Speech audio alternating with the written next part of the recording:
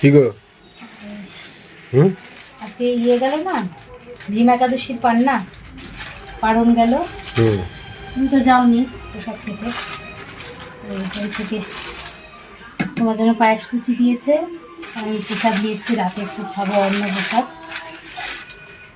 মানে লুচি দিয়ে পায়েস দিয়ে খেয়ে যাও, অল্প করেই এনেছি, তুমি তো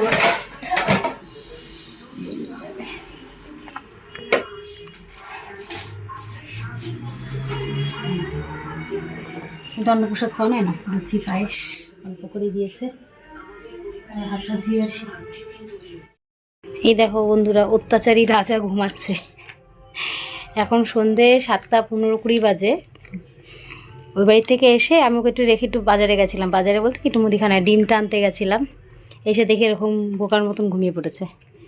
আর ও লুচি পায়েস খাচ্ছে, আর ওর জন্য আনা হয়েছে, ওর মামি দিয়ে দিল ফ্রাইড রাইস, চিলি চিকেন, আর এখানে এনেছি আমার জন্য একটু প্রসাদ। আজকে অনেক রকম পদ হয়েছে, বুঝলে তো। আজকে প্রায় কটা 16 রকম পদ হয়েছে, নিরামিষ, বুঝতে পেরেছ। আমার ছেলেটা এখন ঘুমিয়ে পড়েছে, কি বলবো, পড়তে বসার কথা, না পড়তে বসে এখন ঘুমিয়ে পড়েছে। আরে ওই বাড়িতে যা দৌড়াদৌড়ি খেলা করে, আসলে এই বাড়িতে জায়গা পায় না তো, বুঝতে পেরেছ।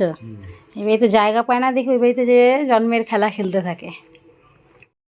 আর আজকে তো আমার একদম টাইম, মানে নিঃশ্বাস নেওয়ারও টাইম ছিল না। 5টার সময় ভোরবেলা উঠেছি, তা উঠে আজকে ছিল যেহেতু কালকে একাদশী করেছিলাম, আজকে পারণ ছিল, তাই ঠাকুর পুজো দিয়ে স্নান, তার আগে তো বাসি কাজকর্ম সেরে নিলাম। আমার চোখ মুখ দেখেই বুঝতে পারছো আমার কতটা ঘুম পেয়েছে এখন।